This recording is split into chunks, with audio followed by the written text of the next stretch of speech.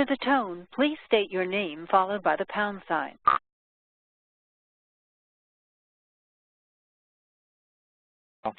Your line has been muted. Today to talk a little bit about sort of the policies, such as they are, for making changes to EPA-approved TMDLs. I'm going to be talking primarily about state-developed TMDLs. And then from there, we'll go to a specific example or two from Florida that will be presented by Erin. I'm going to talk more about the policies and some general scenarios more than anything in particular, although I'll be happy to entertain some questions and hopefully I'll have some answers to go with those. As with everything else, the disclaimer that what I'm going to tell you is my perspective as an EPA headquarters employee. It doesn't represent binding regulations, binding requirements. Look to the Clean Water Act and the EPA's implementing regulations and speak to your regional coordinators for specifics on requirements. Oops. All right. So as everyone should be familiar with, over the past 20 years or so, we've probably crested over the 75,000 TMDL mark now that have been put into place, developed over the years, and represent at the time, in many cases, in most cases, what was our best understanding of the situation, the sources of pollutants, the pollutant loadings, the water conditions at the time. But even the best crafted TMDLs over the course of 20+ years are going to have some issues with changing conditions for land use, changing conditions for watersheds, different pollutant loadings, new sources, reduced sources. And as everybody's probably familiar, there were certain TMDLs that were developed at the time that may have some assumptions or may have some data that wasn't entirely accurate or may not have represented the full suite of pollutants at the time. Now, that being said, it might make more sense for a water body to focus on new TMDLs, developing new TMDLs. It may make sense to focus on implementing existing TMDLs rather than trying to redevelop or revise old TMDLs that have some erroneous assumptions or data. Our focus through the presentation that I'm going to keep coming back to is what's good for the water body. If the TMDL that's in place is still good for the water body, then we want to keep that focus and not spend resources and time revising it to cross the T's or dot the I's. And certainly, from EPA's perspective, we're not recommending or requiring states to go back and continually reevaluate their existing TMDLs or revise them to reflect the best understanding of current situations. But there are cases, and I think you're tuning in because you know there are cases, where some TMDLs may have erroneous assumptions, they may have situations that have changed, they may have new dischargers, and those TMDLs that are in place are going to need some level of updating or revision to reflect current situations. And in those cases, we are recommending that you work with your EPA regions to develop process for coordination and understanding of what the issues are and a way to appropriately and defensively document those. Some states have actually taken the step to incorporate the need for revisions, the need for updated information into their vision priorities under the 303D vision, which is another really good way to tie together the vision priorities, current existing information, and recognizing the need for updating TMDLs.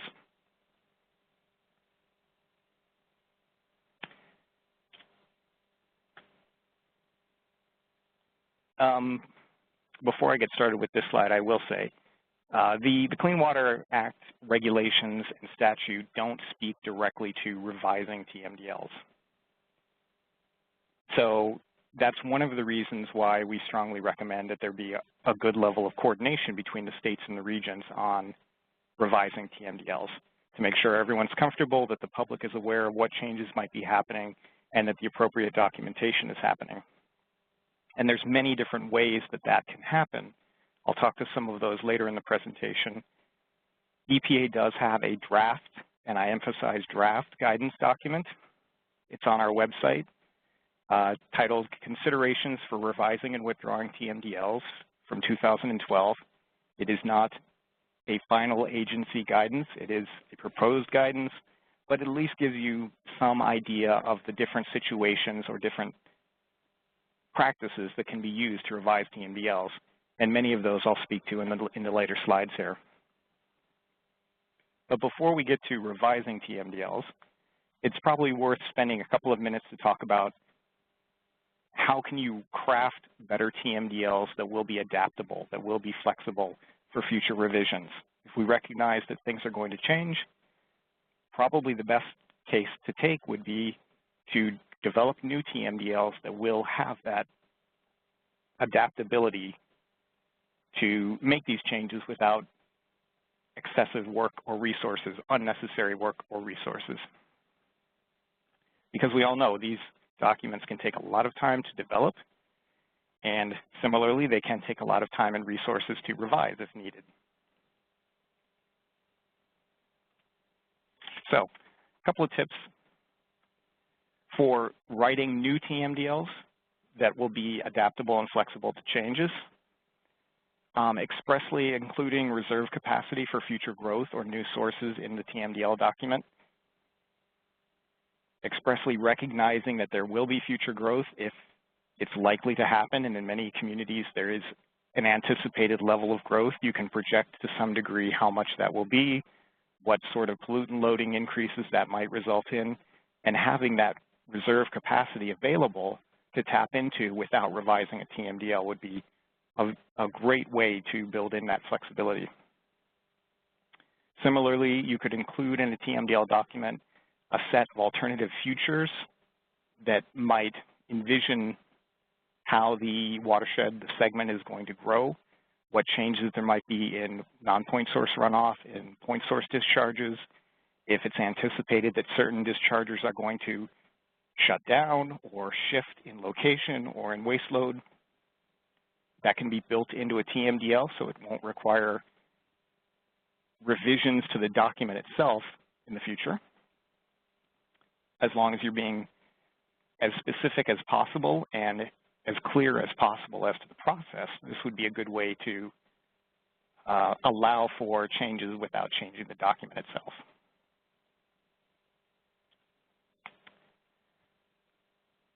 Another way you can, or a few more ways you can deal with this, more specific to the permitting side of things. You can identify the waste load assumptions and requirements in the TMDL document. This will help the permit writers when developing permits.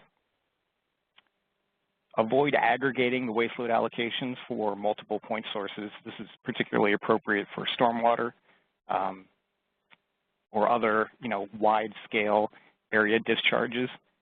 Don't just lump them together. If you have information or build in a way to get that information, you're going to have an easier time in the future of assigning and dealing with changes to those waste load allocations. And this is a pretty important one, I think. I've seen quite a few of the older TMDLs that talk about de minimis discharges from point sources, which is understandable in certain cases, but it also makes it very hard to, one, quantify what that allocation is, because de minimis is more than zero, but you can't really tell beyond that. And then also, when revising, it makes it more difficult to either tap into the reserve capacity or to really explicitly understand what the waste load allocations are for the entire TMDL. So be clear and as concrete as possible, and I understand it's not always possible, but when there is information, either build that into the TMDL or find some way of not just aggregating all sector sources together. And then similarly, I think there is a very important component of the TMDL, which is the public process. And while going through the full 303D submission to EPA, public notice process, comment process can be very time-intensive and very resource-intensive, there may be some ways to build into a new TMDL that would explain what a more limited process for review, for public understanding could be in cases that might not require the full submission again. This would be a way of providing some upfront understanding and procedures that go with future TMDL changes that wouldn't require a full revision and resubmission. It's just another way to give the public and all stakeholders an understanding of what the process will be and how they'll be notified when changes need to occur. So let's get into some scenarios about when you might need to change an existing TMDL. I think the easiest and probably the one that jumps to most people's minds first is if the water quality standard changes. TMDL might need to change based on that. And some examples, if you're changing the numeric criteria, if you're going from one number to a different number in the water quality standard, that could certainly result in a change to the TMDL. If there's site-specific criteria that's adopted, that could require a change. A new numeric standard that supplements a narrative, for example, nutrients, or changes of an interpretation of a narrative standard. And all of these really are focused on what's good for the water body, what is protective, what is going to attain and maintain standards. So it's first important, if there is a change to the standard, it's first important to look at the TMDL and decide, is that TMDL still protective? Is that TMDL still going to, if implemented, achieve the new water quality standard? If so, it might not be necessary to make any revisions. If you can find a translator, if you can find a way of interpreting the new standard from the old standards, it might not be necessary to change the existing TMDL. Or it might be achievable with a minor modification or an explanation that will be sort of a TMDL addendum. But if after looking at the new water quality standard, the TMDL does not seem to be likely to achieve it or would not be protective, it's our recommendation that the TMDL, that the segment be returned to the 303D list as an impaired water and a new TMDL prepared, or the existing TMDL revised if it's going to be a short-term or a relatively short-term change, and then have the new TMDL submitted as, the revised TMDL submitted as if it were a new TMDL. One of the most common examples of this might be for pathogens, and this would be a case where the states could look at translating the original numeric criteria into the new standard, confirming that the TMDL as it exists would be protective, and then talking with the EPA region about the best way to document that and incorporate it into the record. That might not require a full new TMDL revision.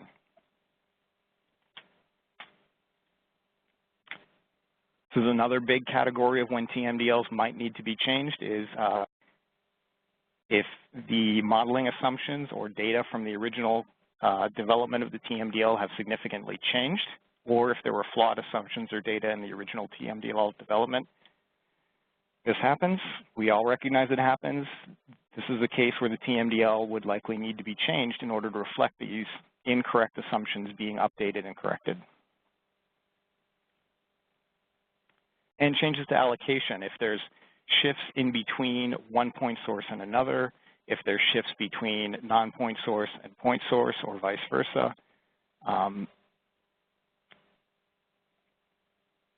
if there's shifts between, for example, there's a new point source or non-point source that has developed in the area that was never accounted for in the original TMDL, that's a likely case where the TMDL would need to be revised to incorporate those new loads. And then finally, one question we get pretty commonly at EPA is, well, what happens if the segment that the TMDL is focused on now reaches water quality standards, now attaining water quality standards? That is good news. That's what we're going for. That's what we want to see. But generally speaking, we don't consider that a case to withdraw or revise the existing TMDL. If the TMDL's assumptions and data was correct in the first place, and the water body is now reaching standards, that TMDL still provides a lot of good information about the state of the water body, about the loading capacity, and the factors that are needed in order to maintain that water quality. Because, as we all know, the regulation says that TMDL shall be established at levels necessary to attain and maintain the applicable narrative and numeric standards. So once you've achieved it, we don't think that's a good time to withdraw the TMDL and then go back to discharging at a higher level.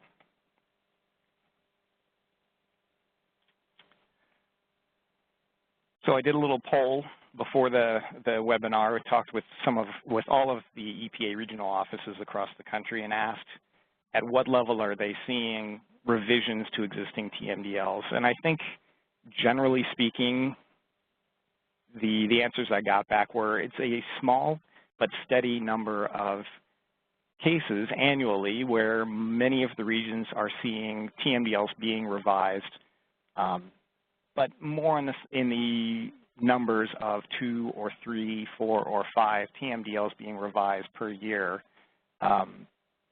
some regions even less than that. So it's not an overwhelming number that it's needed to happen yet. But as I said, this is a case where as time goes on, the numbers of TMDLs that are older than 15, 20, 25 years is going to continue to increase. So I think it's understandable to believe that the numbers of TMDL revisions would probably be increasing as well as we move forward. The most common reasons that I heard from the regions as to why they're being revised were updated water quality standards, better data or changes to modeling, and then litigation is, of course, one of the primary reasons that TMDLs have been revised.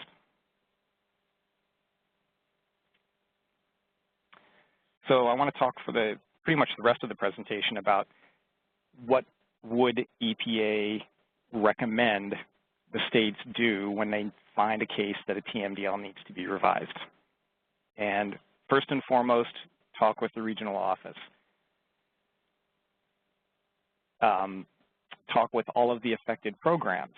It's not just the TMDL program. It might affect the listing program.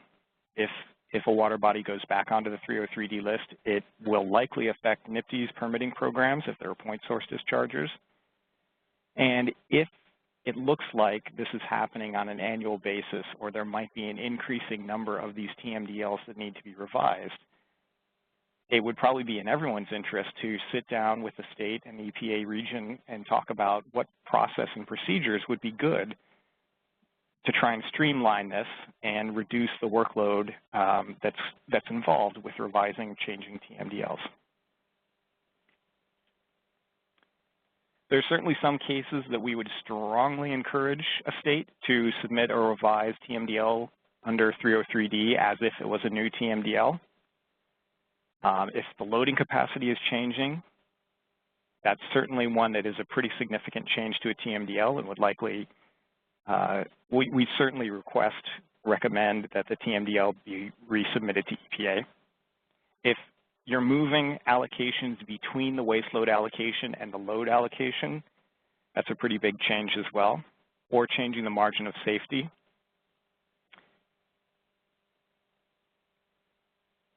If the underlying water quality standard has changed to the point that the TMDL does not seem sufficient to meet the new standard, that's in essence writing a new TMDL, although there might be a lot of data that can be reused from the existing TMDL.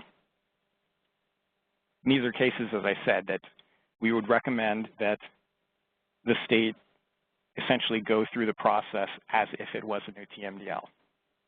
There are other times where it might not be essential to go through that process. It might be, you might be able to achieve the goals through permit fact sheets, through updates to the water quality management plan or the continuing planning process, through addendums to a TMDL that reflect these new changes, new assumptions, new data.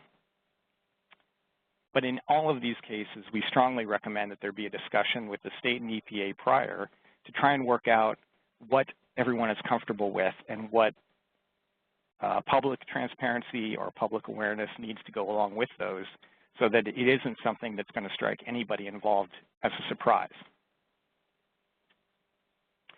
Some examples of these types of changes, recategorizing load allocations within a waste load allocation, such as moving one point source discharger's allocation who is shut down to a new point source allocation, as long as it's within the existing load or waste load allocation. The use of the reserve capacity. If there is an identified reserve capacity in the TMDL, tapping into that for a reason or a new discharger listed in the TMDL, that makes sense. That wouldn't require revisions to the TMDL. Or use of a trading program. That's something that we don't think would require a revision to the TMDL as long as the allocations themselves aren't being adjusted. There's one caveat here that I'll throw out, and it's one of those things that we have not been challenged on this issue, but there is an argument to be made that if you're moving a waste load allocation from one discharger to another discharger, the regs actually specify that the discharge would be an EPA-approved waste load allocation. So some have brought up the idea that if you're moving allocations from one discharger to another, that would be something that you would want to go through a full revision. That's certainly not universal. It's certainly not been challenged, but it is something to be aware of, that you might want to opt for a little bit more defensibility when it comes to moving allocations from one NEIWPCC permitted point source discharger to another.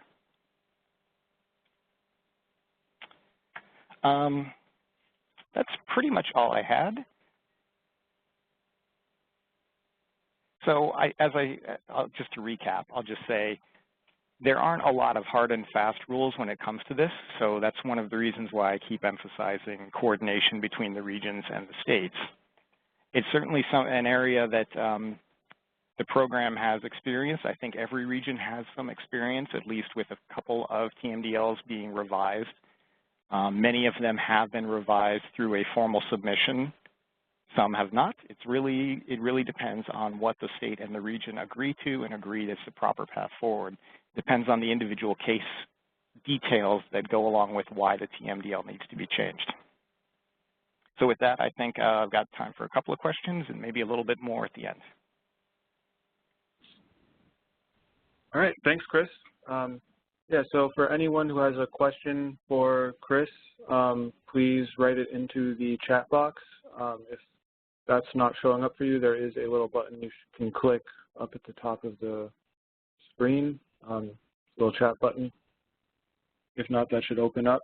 So we have a couple minutes. Yes, we will be able to have, these slides will be on NEIWPCC's website later, and you will get an email when those are up. It should be either tomorrow or early next week.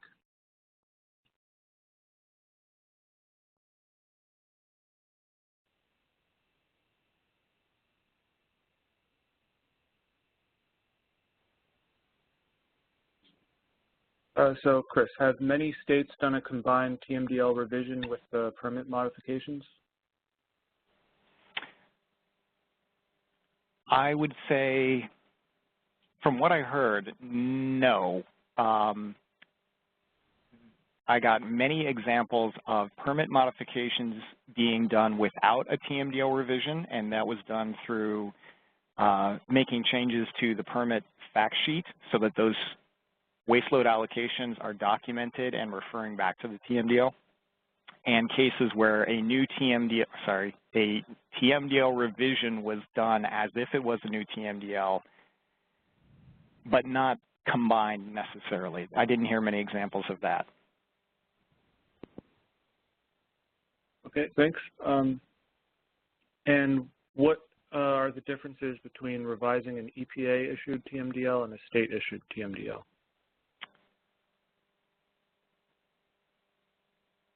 I would probably argue that there aren't many, but there are a couple of cases. I didn't get into researching them, but I'm aware of a couple of cases where EPA has made changes to an EPA-developed TMDL from the early days of the TMDL program.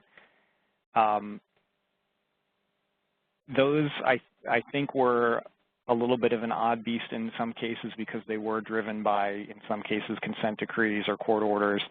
It's certainly not the case where EPA is doing a lot of TMDLs, as many as we used to, on our own. That's why I tried to focus more on a state-developed TMDL, EPA-approved, state-developed TMDL. I don't have any examples, so I can't bring any examples up of an EPA-developed TMDL that was revised or edited, but I know it's happened in the past. I would say generally the process should be pretty similar.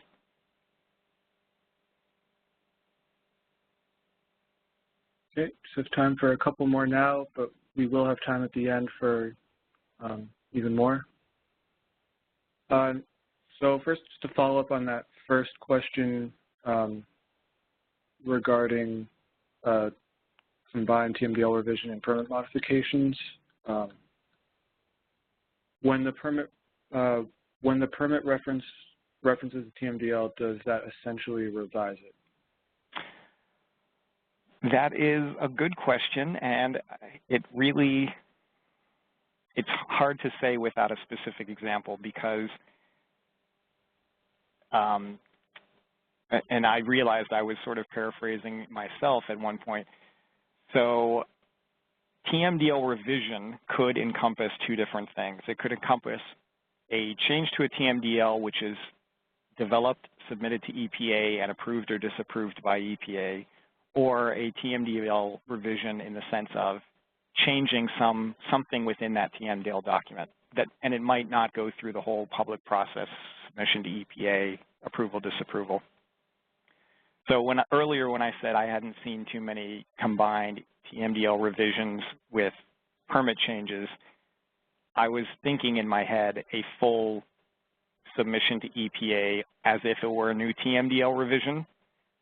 Yes, I've heard many examples of a case where there were changes to dischargers, or there was change to one particular discharger, that permit was renewed. There were changes that needed to be made, and those changes were incorporated back into the original TMDL document via an addendum or via an update to the water quality management plan.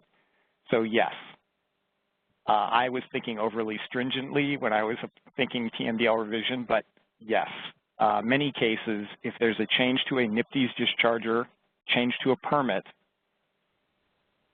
if there's a TMDL, ideally, and hopefully in all cases, those changes would be reflected via some method back into the original TMDL document. How that change is reflected there's really many different ways to do it, but yes. I think I was thinking a little too narrowly when I first answered that. Okay. All right, so don't EPA rules and some case law preclude the issuing of new point discharges unless the TMDL has been met or all of the point sources are on a compliance schedule?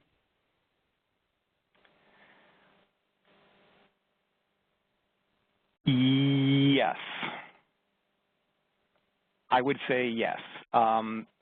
If there is a new load, a new point source discharger that was never accounted for in the original TMDL, I would say that is one of those cases where you need to revise the TMDL and resubmit it as if it were a new one.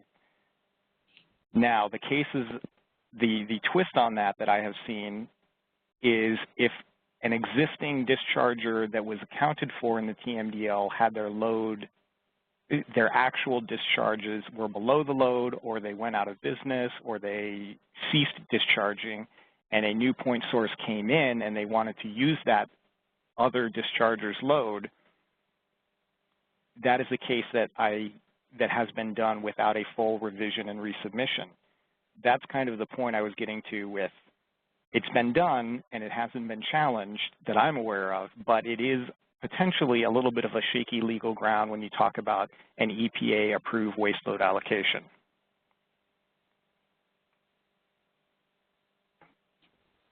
All right. But if it's a brand new source or brand new load, then I would strongly, strongly recommend revising and resubmitting a TMDL. Okay. I think we have time for one or two more, and then we'll move on to Erin. But there will be more time for questions, and we'll do our best to get to all of them following the second presentation. So if a state wants to revise a TMDL to revise point source loads without revising the overall load allocations or waste load allocations, does that trigger a new reasonable assurance determination? Again, that's something that is unclear and, to my knowledge, hasn't been tested in court. Certainly, the more you can do, if you're not going to go through the full revision and resubmission, the more you can do to document why you don't believe that's a concern or why it's taken care of, I think that'd be in everyone's interest. That would be something I'd recommend talking with the EPA region about. But again, like I said, not too many cases have come up that I'm aware of TMDL revisions that have been challenged. Okay. And in general, would you agree that many may just be case by case, and that consulting a region, considering how to move forward, would always be a good bet? Yeah. Yeah, and that was the struggle I had with preparing the presentation, is so much of this is case specific that I tried to group some of the likely reasons and scenarios that a TMDL revision might be needed, but it really does come down to what are the specifics of that water body, that litigation challenge, that change to the water quality standard, those particular waste load dischargers or point source dischargers. So it is case by case, although I think, as I mentioned in an earlier slide, I think if there are a lot of these cases coming up, there might be ways to bin them and talk with the region about how to streamline the process for different bins of changes. All right. Well, thanks, Chris. Thank you. Anyone who has any follow-up questions for Chris, you'll have a chance. His email's on the slide. There will be a chance in the exit survey. We will also have plenty of time after the next presentation. But now I'd like to move on to our second presentation. So Erin, passing you control now.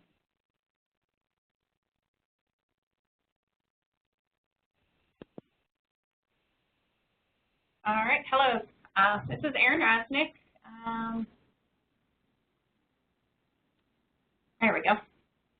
So I'm with the Florida Department of Environmental Protection. I'm over the Water Quality Evaluation and TMDL program. And thank you, Chris, for taking the lead. That was very helpful, and I'll kind of elaborate on kind of the scenarios that we've done here in Florida. Looking at the participants, I want to do a little shout out as well to all of my fellow co-workers through the other states and companions from Shepherdstown and the Aqua meeting in Denver. Miss y'all. But ultimately, I'm going to talk about how Florida is kind of addressing the TMDL revisions. We have a handful that we are working on currently. I'm going to kind of talk about, you know, the process here in Florida just for TMDL development briefly, and then I'll go into a case, an example. Basically just go over kind of why we're revising some TMDLs and what led to that decision, as well as kind of the process we followed, and then ultimately throughout the process how EPA has responded. So overall, Florida is, you know, we have a large population. We have a very large tourist population, we like to call it the snowbird season. So, you know, we have a different source, different parts of the year, as most folks do. You know, we have a lot of rivers and streams and canals, mainly in the south end of the Florida, where we've got a lot of plumbing, per se. We have the second largest freshwater lake within the continental U.S., which is Lake Okeechobee, and that's been hitting a lot of national news lately as well. And then obviously we have a lot of coastal miles, as well as a lot of springs. So, you know, I have job security, which is always a fantastic thing to have these days. And then just to touch briefly, we do have our state, we divided into what we call WBIDs, which is a water body identification, very similar to the HUCs or the polygons, but again, you may hear me say WBID, so I'm going to try not to use too many acronyms on you all. But ultimately, we have about 6,500 of those when we divide our state up. This is our wheel of fun, as I like to call it. So, you know, we follow the process that most states do. We set water quality standards at the top of the wheel. We monitor. We have probably the largest data collection in the nation. We report over 1 million records a year. That's just internally with staff as well as stakeholders. I think we have 75 to 80 data providers in the state. So, you know, we're greatly appreciative of all the hard work that everyone does. We assess that data against our standards, and ultimately, if we have verified impairments, they come in for TMDL development. And then ultimately, we work with our communities to develop implementation restoration plans, which are basin management action plans, or as we like to call them, BMAPs. And then we continue to measure and, you know, for those successes and adapt as we need to, change water quality standards if needed, and continue to rotate on that basin. Something unique about Florida is that we have numeric nutrient criteria for all of our waters in the state. Some of them are ranges, so there's kind of a minimum and a maximum for like our lakes and our region specific, as well as some of our streams. But what that does is it allows us to, those were implemented in 2014, so we've been slowly kind of updating some older reports as well as incorporating how best to apply that. The other unique process about Florida is that we adopt all of our TMDLs into state rule, and then we also, with the numeric nutrient criteria, if it's a nutrient TMDL, they are also, they constitute site-specific numeric interpretation, so they get adopted into a different rule that replaces our NNC. So that is what we call a Hierarchy 1 or an H1, which comes from our implementation document that was incorporated in the rule when we adopted the numeric nutrient criteria. So we go through a very long, lengthy process for our TMDLs because we do rulemaking as far as the TMDL, which is our 62304 Florida Administrative Code, as well as our standard rulemaking, which is 62302. So we hold hearings, we go through the whole shebang, and it's a whole lot of fun. We also have our Florida Watershed Restoration Act, which basically allows us to do the work that we do here in the state. Y'all are familiar with the Clean Water Act, so it establishes the states to assess and provide lists of our impaired waters, develop TMDLs, and ultimately we need to identify where those pollutant reductions are in allocations. And then ultimately the implementation plan. So I just want to caution that, you know, the Clean Water Act does not require an element for approval to have an implementation plan, but Region 4, as well as I believe the other regions, are really working with states to recommend the development of best management practices to support the implementation, because we know the TMDL is just the target, but really it's the restoration that we're all passionate about. So, you know, we want to make sure that we put as much information as we can as we move forward. The Florida Restoration Act, again, that was adopted in 1999 under our Florida statute, Section 403. And what that does is it authorizes us, Florida Department of Environmental Protection, to do all the things that I've listed before. And then it also authorizes us to work very closely with our Florida Department of Agriculture and Consumer Services, or FDACS. And that basically allows us to implement and come up with best management practices throughout our agricultural community. From here you can see that we, this is kind of one of our interactive maps, and I put links on all these slides so that when you guys get them back from Jasper, you can click on them and take a closer look. But this is just one simple one where we, stakeholders can go in and take a look. The gray shaded areas are our waters not attaining standards. So you can kind of zoom in and click on those, and it gives you all the information of what time it was verified impaired, what the current status is, if there's any reports with them, things of that nature. And then the yellow polygon, or sorry, the green polygons, I'm colorblind today, shows where we have those restoration plans adopted. So the darker green is where we've already have plans in place. And then the lighter green is ones that are in progress right now. And basically all of those light greens are for our springs, which is a whole nother topic I could talk hours for and won't bore you with. And then ultimately the blue polygons is where we have TMDLs adopted. So we have a great coverage of the state. Obviously there's a lot more to go, but we're making good progress. And then the brown polygons, which are a little bit harder to see, but that is ultimately our long-term priority vision. So this is where we chose to align all of our priorities through 2022. And next slide will show you exactly where one of the case samples is. But as Chris mentioned, we did put that into our plan when we came up with it back in 2015. So we made sure that where we already had TMDLs, we kind of wiped those back to zero and came in with a baseline of, not having completed that work because we knew we were going to take a look at revising those and how we can ultimately get credit for that metric. And I'll talk a little more about that as I go through my case example. Here's the process that we go through in Florida for developing a TMDL. So the blue circles, it's a 49-step process. And ultimately, let me step back a second and tell you that, this was kind of developed over the years. And ultimately, back in 2016, we met with EPA Region 4 in a neutral location, which ended up being St. Augustine. And we did a 3-day retreat and really worked closely with them on how can we ensure that we're, following the, working with stakeholders as well as EPA region, and where are the critical steps we need to ensure that we're meeting before we get to the very end, mainly to make sure we don't have showstoppers or, major hangups and glitches.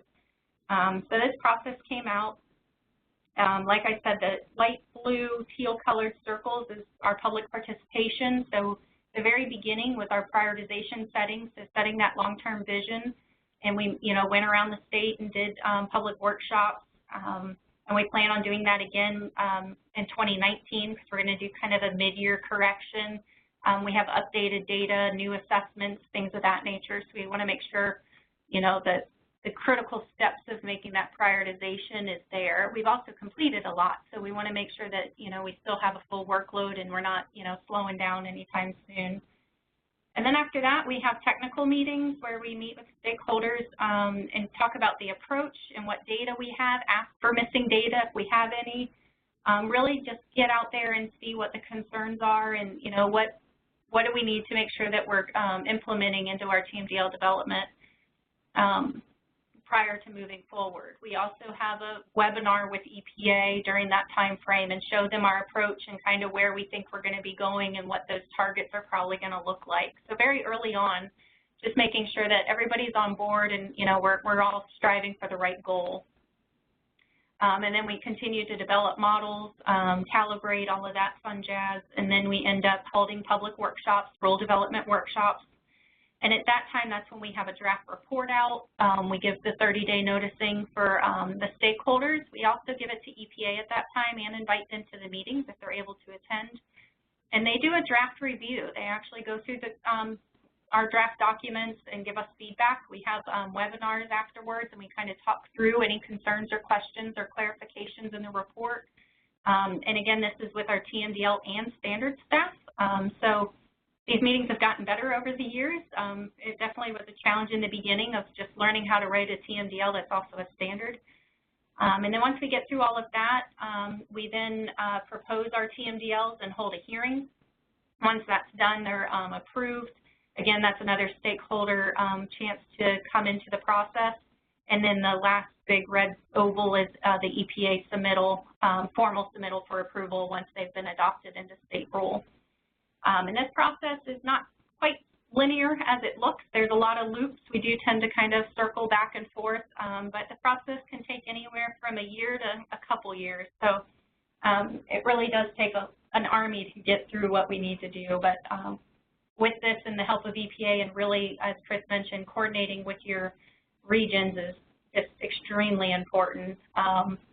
We wouldn't be where we are today without that. Oh, hitting the wrong button. So the example I'm going to show you, we have a handful, but this one's the furthest along down the line is Lake Jessup. So you can see it's here in central Florida. It's kind of between Seminole and Orange County. It's kind of on our more eastern coast of Florida, just above Disney World. So Orlando is in Orange County. It's a challenging area, mainly because it's got a large population. We have about 1,000 people per square mile. And then the population increased from 1990 to 2000 by about 30%. So this part of the state's just heavily populated, and it's got a lot of changes that have occurred over the years. The surface area for this lake is, you know, it's like 17 square miles. The watershed's about 136 square miles. It is part of the headwaters of the, or part of the waters of the St. Johns River, which is one of our large river systems that flows north through the state. And this lake is a really low-lying average stage lake. It runs about 2 feet and really depends on the stage of the river at the time. It was originally verified impaired in 2004 for nutrients and unionized ammonia under our elevated trophic state index. Obviously, that was in 2004. We now have numeric nutrient criteria. The original TMDL that was adopted and approved back in 2006, EPA approved it in 2007, and then ultimately with the new numeric nutrient criteria, it was approved in 2014 as a separate submittal. Throughout that process, we had a basin management action plan, and that was adopted in 2010. Again, all of these are extensive stakeholder involvement, rule development, things of that nature. The original TMDL, which there's a link to the original document, it used a pollutant loading model by one of the consultants in the state, PBS&J, and then we used a bathtub model for the in-lake. And ultimately, we were looking at the relationships between pH and chlorophyll A to give us our nutrient TMDL. The entire watershed is under an MS4 basin. And then ultimately, kind of the why revise type question is when we landed the TMDL, there were a lot of questions, and I'll kind of get into those here in a minute. But we did contract with Amex Foster Wheeler, and they have Tetra Tech as one of their subcontractors. And so that was established in 2015 for this Lake Jessup watershed. It had a total of 6 task assignments. With this, we've had a handful of public meetings. So those were all formally noticed in our Florida Administrative Registrar and on our websites and, you know, full rulemaking process. But there were a lot of other individual meetings on top of this. But it spanned 2 years, and ultimately we put over $600,000 into that contract. But I will caution that that was also included the work of adding 4 new TMDLs in the watershed. And then we also had 2 of those water bodies that were working on getting 5 alt plans in the basin, so TMDL alternatives. It also want to note that that doesn't include any of our in-house funding costs. This is all strictly just for the contract. So I'm sure we were close to $1 million just on this one project. So ultimately, why revise? It fell under Chris's scenario 1, where we had a change to water quality standards. It went from the TSI to the numeric nutrient criteria. And we also had a lot of stakeholder involvement and concerns and questions from the beginning. And so I can show you those in a second. Oh, they're here, sorry. So, you know, the stakeholders had some concerns about the watershed attenuation. And they also felt that the original models did not do a great job of in-lake water quality dynamics. So what we did is we worked closely with our sister agencies, which is the St. Johns River Water Management District, and they committed to developing a new model during that first the restoration plan BMAP iteration. And so a little background on who the water management districts are and their role that they play is that DEP, the department that I'm with, we strictly do water quality, and we have 6 region offices and then headquarters in Tallahassee throughout the state. And then our water management districts are the ones that focus on the quantity of water. And there's 5 of those throughout the state. So ultimately, they are covered under the Florida Water Resource Implementation Rule, which is 6240, Florida Administrative Code. And it basically tells them that they have to schedule and set pollutant load reduction goals, or a PLRG, for all surface water bodies that receive stormwater. And it also requires that they must assist us, the DEP, in the development of TMDLs. So they have water quality modelers. Some districts are a little heavier than others. Kind of our panhandle is more groundwater focused than surface water. But ultimately, we coordinated with them, and they were able to develop from the time the TMDL was implemented and adopted to the first BMAP in 2010. They started the work on developing a new model set for Lake Jessup. That included the HSPF Watershed Model, and then incorporating the EFDC and WASP model for the in-lake concentration. Ultimately, these models provided more detailed watershed loading. It also updated the land use coverage because, like I said, this area had huge growth from 1990 to 2000, and that was our original model period. But we didn't incorporate all of that at the time because we didn't have those numbers. Then we also updated the urban BMP coverages. So again, we had some updated numbers and things of that nature. And then there was also extensive data collected for in-lake water quality dynamics. So really looking at nutrient flux and sediment oxygen demand. St. John's Water Management District ultimately calibrated the models to the total loading entering Lake Jessup to determine some TP and TN loading. But that was for their rule, their development of the PLRG. So there's a little bit of difference in the rulemaking and kind of the application of PLRGs versus TMDLs. They're very similar, but there are some specific differences. So we're able to use those models, but normally we have to make some edits.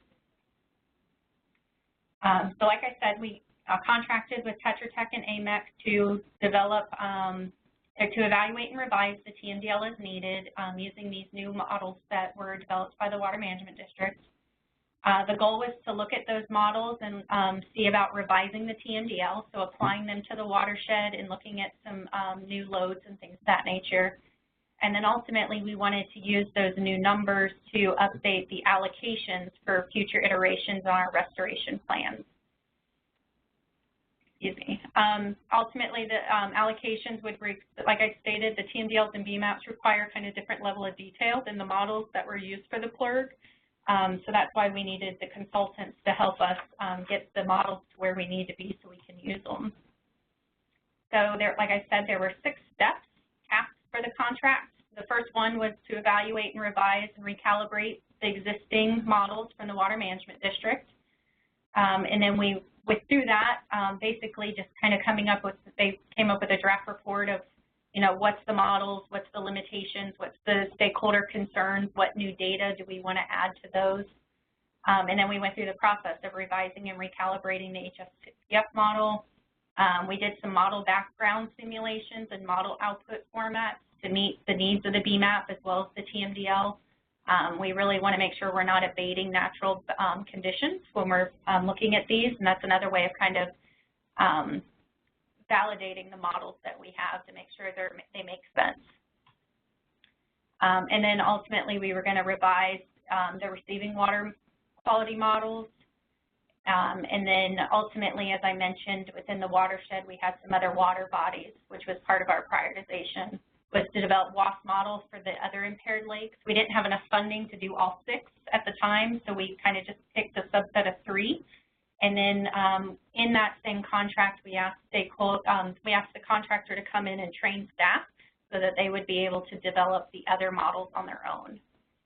And then obviously prepare the final reports. And throughout all these tasks, it involved heavy stakeholder interaction, the contractor working with the stakeholders, coming up with us to public meetings and things of that nature.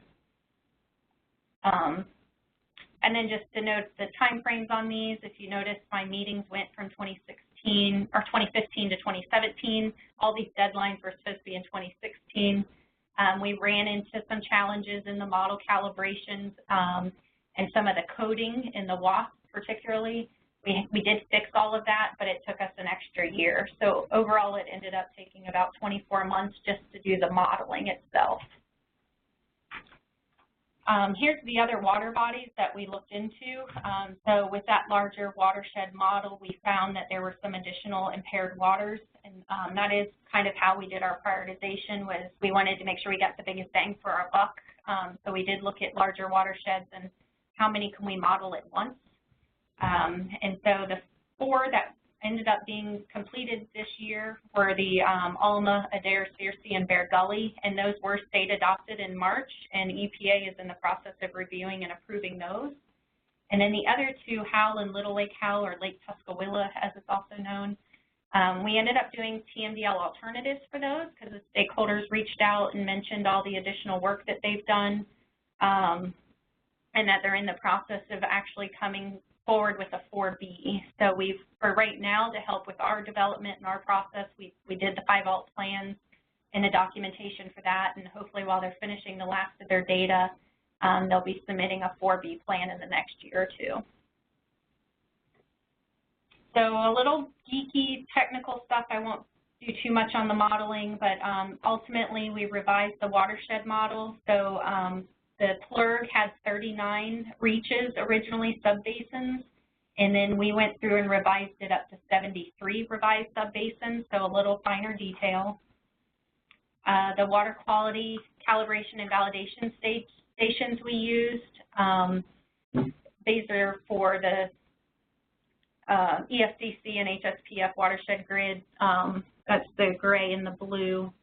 And ultimately, when the BMAP was adopted in 2010, we require monitoring and some restoration. So a lot of these stations we're using are the ones that we felt were critical in the original BMAP. So we're really using the stakeholder data to help keep them involved and, you know, tuned into what we're doing.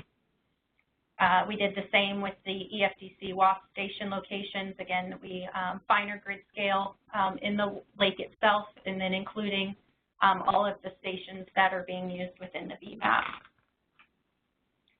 And this is what we come up with. The BMAP included estimates of TP loading from the, well, actually the TMDL did, included loadings from base flow, groundwater, mainly from our superficial aquifer, and atmospheric deposition.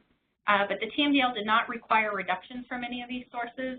A portion of the loads from these sources is considered natural background or is associated with an upstream source and is really uncontrollable by the BMAP. However, some of these sources originate in the basin, and so we've done studies to determine the extent of that groundwater and base flow loading as part of this plan. So this just gives you a quick you know, snapshot of we have a lot of sources and how best to look at those. As stated before, our TMDLs are adopted into rule, so it's 62.304.505 for our Middle St. Johns Basin. It requires them to achieve an in-lake concentration, which we put into our documents mainly for the standard side of the house. But we don't incorporate the concentration in the rule, just the load, but it does help stakeholders take a quick look to see if they're meeting that or not.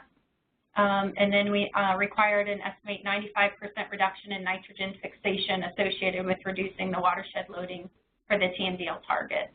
So it gives a little background of kind of the phytoplankton and nitrogen fixers and things of that nature. So for those required reductions, we ran different model scenarios to confirm that the load reductions would achieve in-lake concentrations. The reductions are required for both anthropogenic watershed sources and in-lake sources, which was not originally in the TMDL. And then we had stakeholders ultimately provide projects to address those loads. And then we also are working, again, with the St. Johns River Water Management District. They're really working on evaluating inlet treatment options, so coming up with different ways for us to make sure that we can meet the TMDL, because we know there's a lot of historic legacy loads in the lake. So they're looking at different dredging and new tools and technology out there and what's best. So they've put out kind of an RFP, and they're still evaluating which route to go to ensure that we're meeting that TMDL.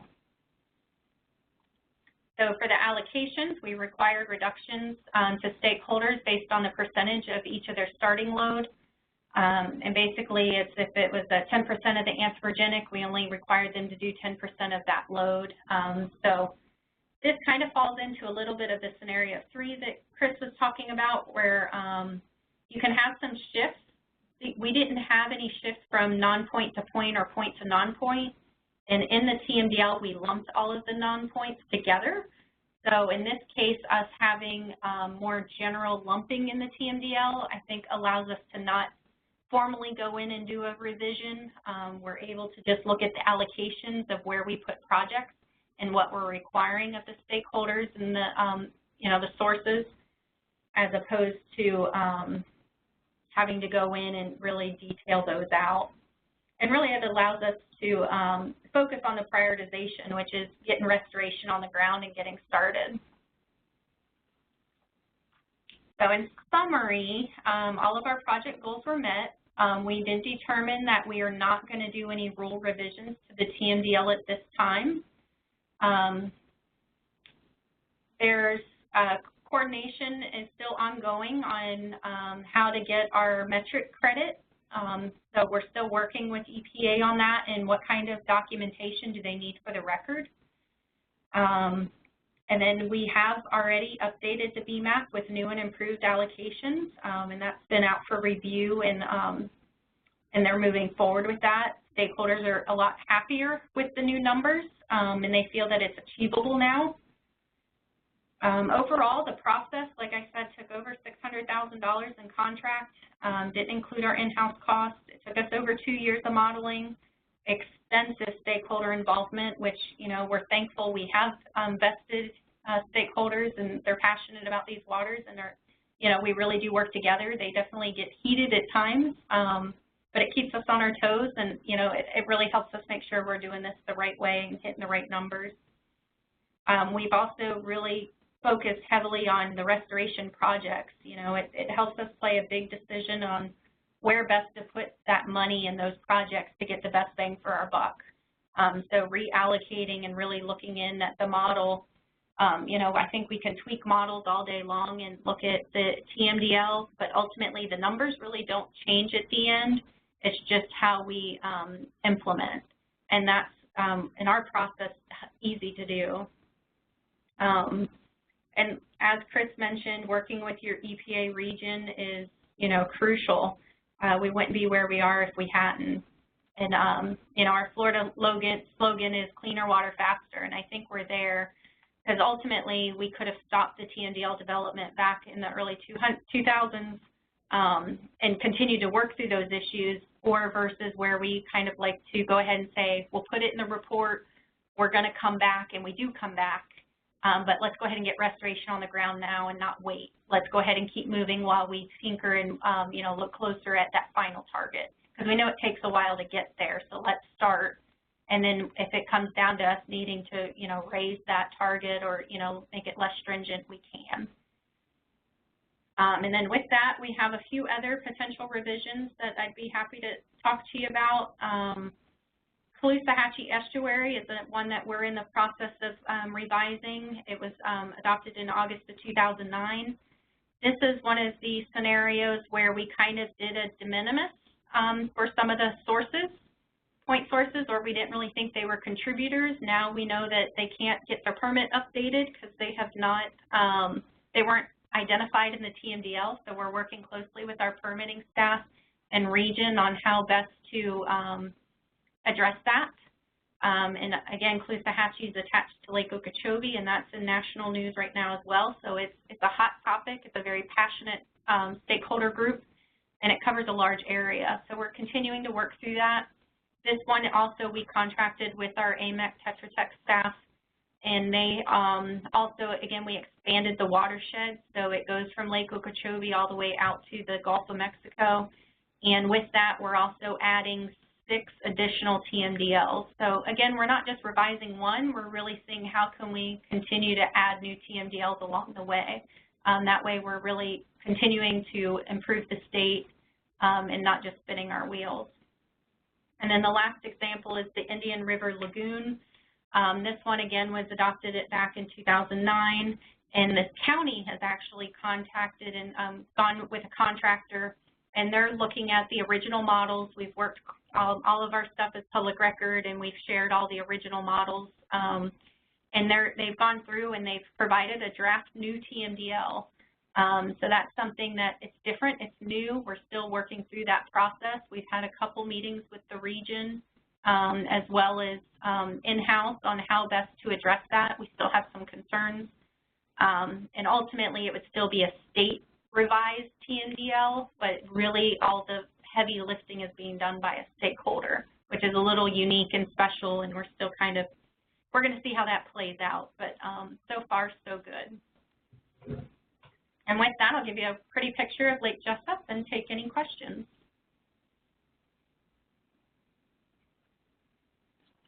Thanks, Erin.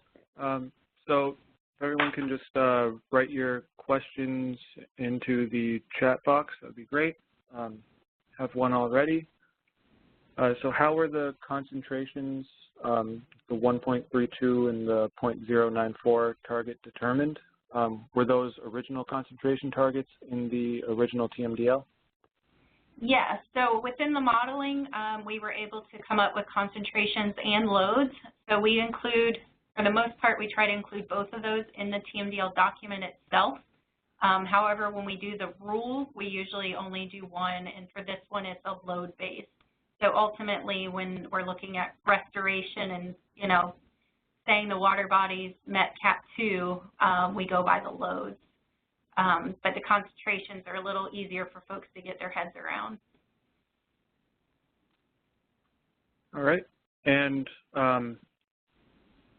for the in-lake activities, once an in-lake activity is identified, would you update the TMDL to reflect that, or is there another way to include that in like a revision?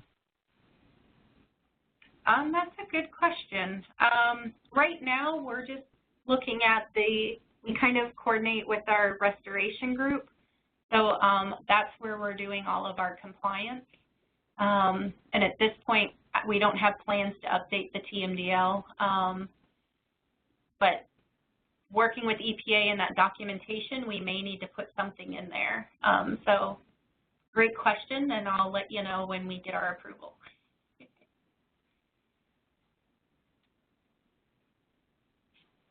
Great.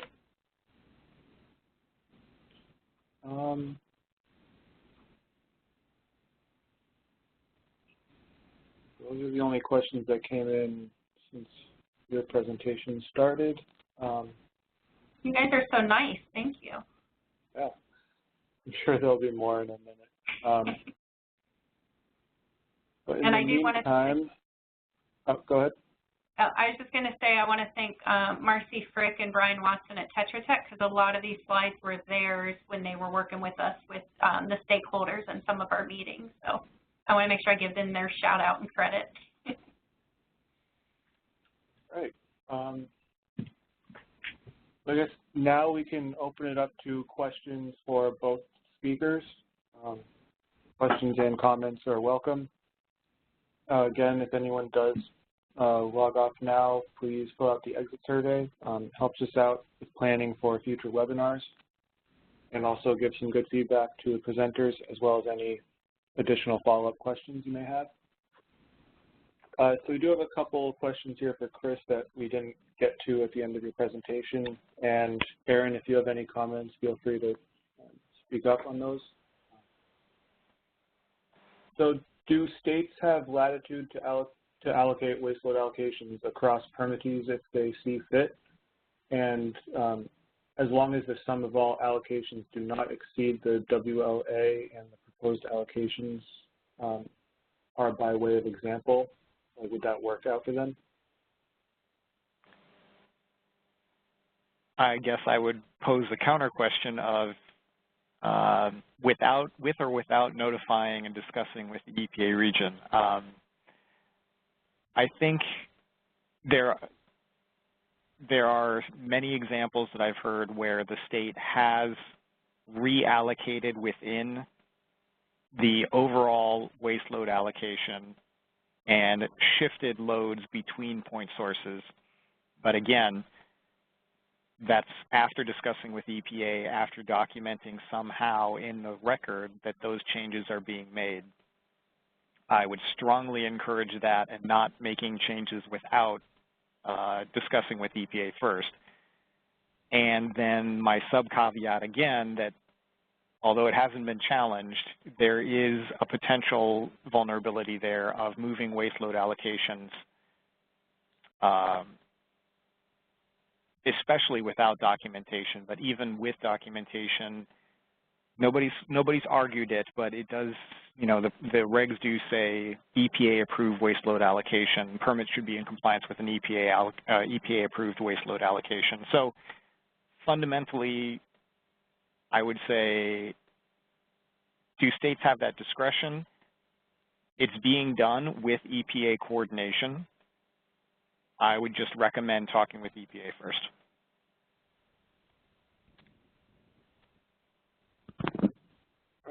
All right, thanks. And just, I think a quick answer for this one, just confirming that are TMDL revisions voluntary? Meaning, could EPA force a state to revise a TMDL? There are certain cases where litigation has forced a change, and then in that case, I would say they probably weren't voluntary, but it is really up to the state's prioritization and the state's decision as to what needs to be updated. I haven't heard of any cases of EPA regions sort of going back and proactively reviewing existing TMDLs and saying, hey, you should really update this state. It'd be an internal state process for review, but, you know, anything goes in court challenges, so. Okay. Should a new or revised TMDL be submitted even if the existing TMDL accounts for new sources? No, I submitted in the sense of, okay, if it is a margin of safety or reserve allocation, let's use the example of a reserve, a future reserve, and a new discharger comes in and says, I want to use a portion of that reserve allocation. I don't think we are recommending, I don't think we're saying it's essential that a state come in and submit a new revised TMDL for EPA's approval or review under 303D. I'd always, as a blanket statement, say it's a good idea to let EPA know this is being proposed and to say, how is everyone going to be comfortable with documenting that? Should that be documented in the permit fact sheet? Should that be documented in an addendum to the TMDL? Should that be documented where? But simply utilizing a portion of the reserve capacity wouldn't trigger a whole big formal revision or review process. It shouldn't in most cases.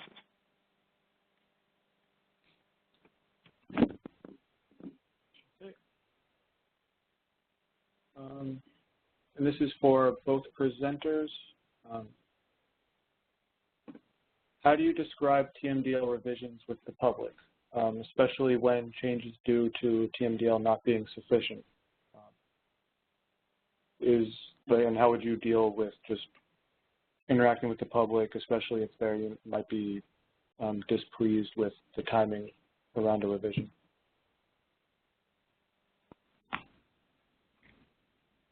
This is Erin. For the states, we do extensive public notices in meetings and one-on-ones. We found sometimes the larger masses can not always be productive, so then we'll do individuals, you know, one-on-ones with stakeholders to ease their concerns. I don't think anyone likes our timing because our process is long and takes forever, and that's where we really communicate the cleaner water faster and letting them know that we'll give them credit now for the restoration projects they're doing. So,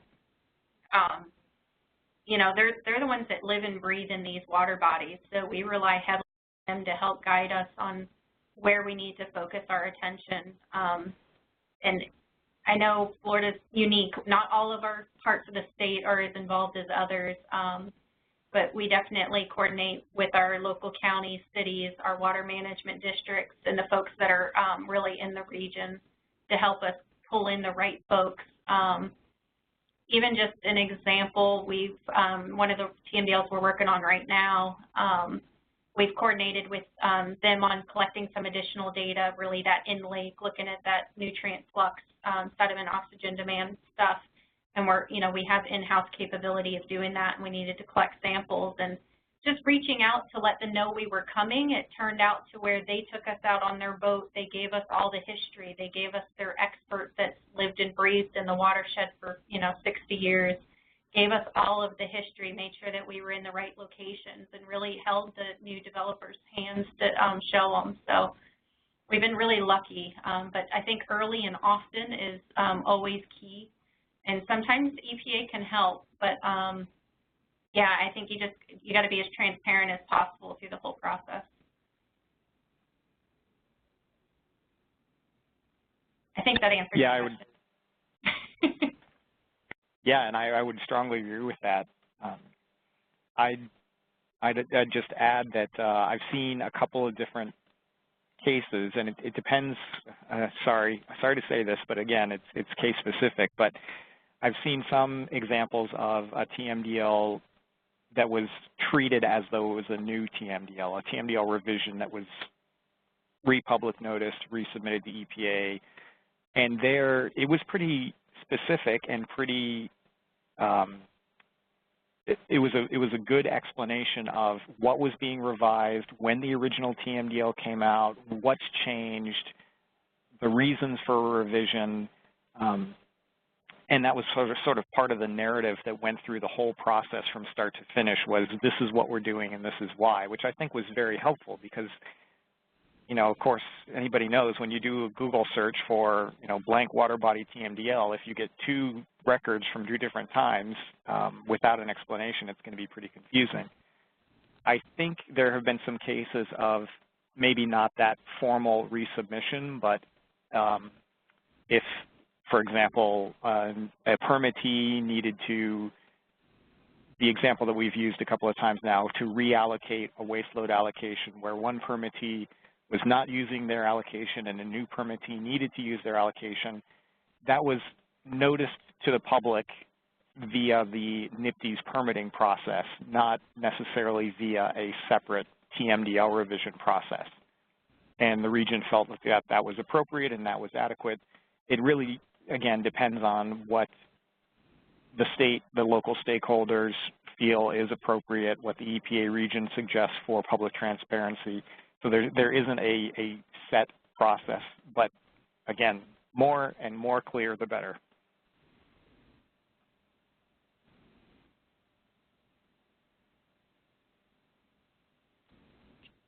All right, great. Last call for questions. Jasper, can I ask a question to Chris? Yep, go for it. Chris, you mentioned in your presentation kind of building new TMDLs to, you know, focus on future growth or changes and, you know, things of that nature. Do you have any examples or any states that have already incorporated some of that in their TMDLs?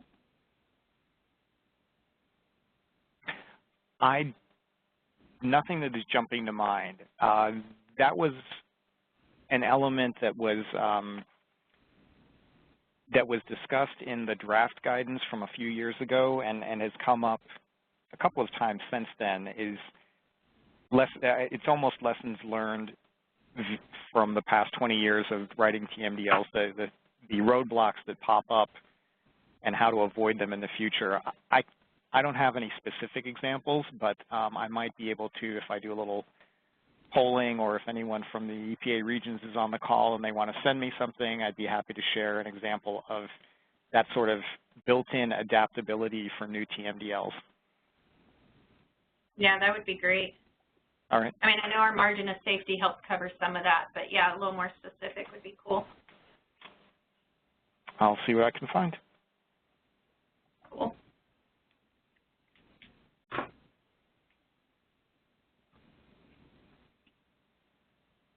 All right. I think we've got one last question.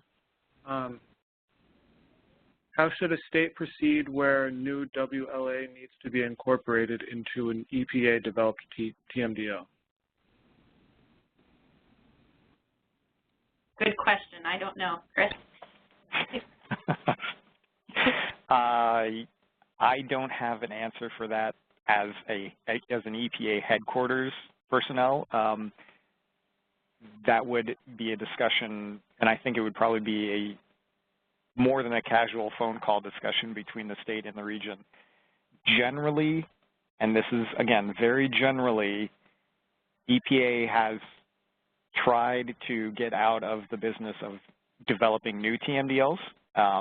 Certainly multi-jurisdictional TMDLs is a different animal, but for states, there aren't a lot of cases where EPA is developing new TMDLs on behalf of the state. So if the state, or if EPA and the state believe that an EPA-developed TMDL needs to be revised, I'm going to go out on a limb here and say the first step is probably going to be, or not the first step, but the first position is probably going to be the state should revise the TMDL on behalf of the state. There may be a discussion between the state and EPA region where the region can provide technical resources, can provide contracting funds. We're sort of getting a lot of push from both the program and the administration that EPA isn't going to be stepping into the role of developing new TMDLs on behalf of the state. Again, that's a generality, but that'd probably be the starting place. All right, thanks. So that'll do it for today's webinar. So thank you, Chris and Erin, for a couple great presentations and for answering all these questions. Once again, there's still time for any follow-up questions in the exit survey, and both presenters have provided their emails and are willing to answer any questions you may have. So thanks everyone for joining. Thank you to our presenters, and please be on the lookout for an email once these presentations are online and for information on future webinars in this series. Thank you all. Thank you.